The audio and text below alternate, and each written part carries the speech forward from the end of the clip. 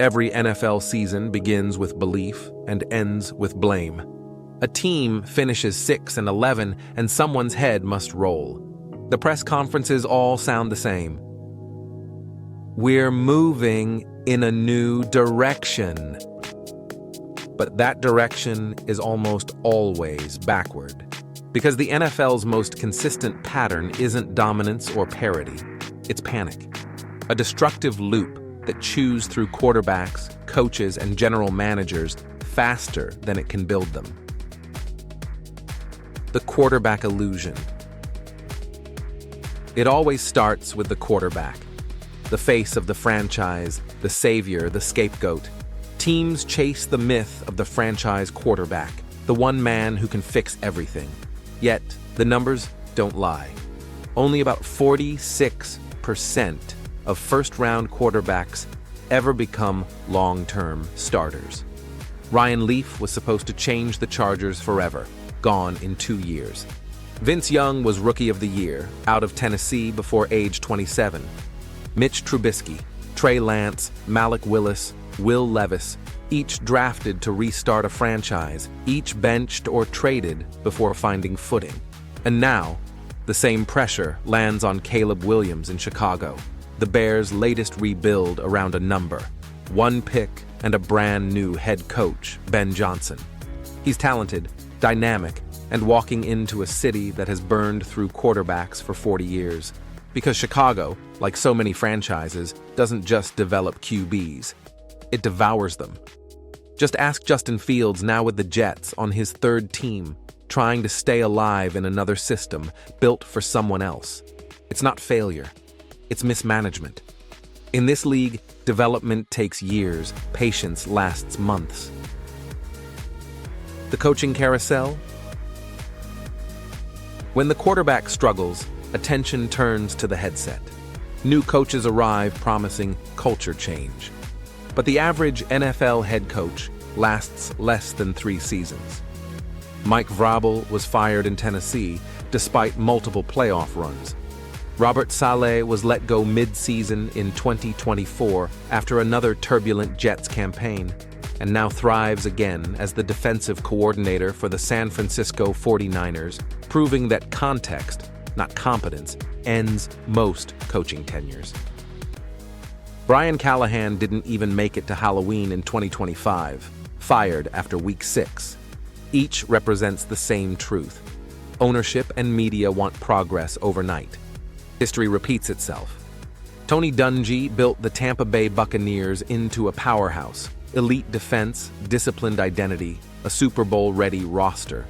But after falling short in the NFC title game, ownership lost patience. They fired Dungy and hired John Gruden, who walked straight into the team Dungy built and won the Super Bowl the very next year.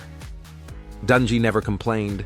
He just started over with Indianapolis, rebuilt a new culture with Peyton Manning, and won his own title in 2006. That story defines the loop. Teams discard the architect to praise the finisher. Now Liam Cohen is trying to stabilize the Jacksonville Jaguars after years of turnover. The franchise has talent, but the question lingers. Will ownership finally stay patient enough to let a vision mature or hit reset the first time it rains in Duval? The general manager gamble. In the shadows stands the GM, part engineer, part politician. He drafts the players, signs the contracts, and hires the coaches. But he rarely survives the fallout. When a new GM walks in, he inherits players and coaches he didn't choose. That's when the purge begins. He drafts his own quarterback, hires his own coach, and the cycle resets. It's why Chicago moved on from Fields. Ryan Poles didn't draft him. Why the Jets moved on from Sam Darnold, then Zach Wilson. New front offices wanted their own fingerprints on the rebuild. And why entire franchises like the Browns keep chasing new eras that end the same way. Different names. The cities and the cameras. But the loop isn't just internal. It's driven by noise. Big market teams are hostage to headlines. In New York, A Monday morning headline can end a tenure. In Chicago, fans call for firings before Halloween. In Dallas, the owner holds his own press conferences. The media amplifies impatience. Every missed throw becomes a segment. Every loss becomes a referendum on someone's job. In smaller markets, Baltimore, Detroit, Jacksonville, organizations can actually let things breathe. In big cities, perception is performance. Tony Dungy once said, "The loudest room in the building shouldn't be the press box." But in the NFL, it's often the owners and GMS's boxes that echo the loudest when panic starts to spread. The loop in motion. Here's how the machine works. Step 1. Draft the quarterback. Promise hope. Step 2. Struggle. Fans panic. Step 3. Fire the coach. Step 4. New coach brings a new system that doesn't fit the quarterback. Step 5. Fire the GM who hired them both. Step 6. Start over. The Jets have lived inside this loop for over a decade, from Mark Sanchez to Darnold Wilson and now Fields sharing headlines. The Browns cycled from Manziel to Mayfield to Watson. Every few years, the jerseys change, but the standings don't. Even the Commanders, finally free of old ownership, must now prove that patience is more than a press release. The teams learning to escape.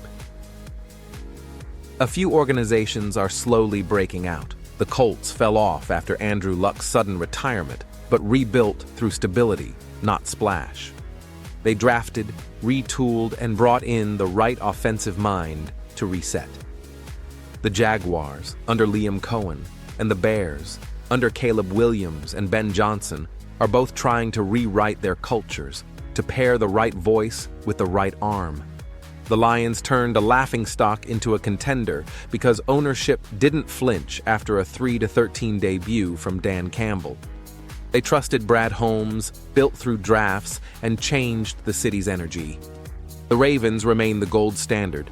2 decades, 2 GMs, 2 quarterbacks, 1 identity. The Commanders are getting there, now under stability that doesn't feed chaos. Each of those teams proved one thing: alignment is worth more than a headline. Why the loop persists.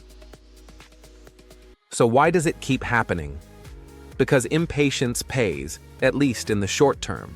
Firing a coach or benching a quarterback sells the illusion of accountability. It buys the owner 12 months of goodwill and the media another season of storylines. But the cost is staggering. Coaches are paid tens of millions not to coach. Quarterbacks leave behind massive dead cap hits. Entire rosters have to relearn playbooks every 2 years. The Broncos have spent over $160 million on fired coaches. The Panthers owed Matt Rule nearly $40 million after he was dismissed. That's not rebuilding. That's burning.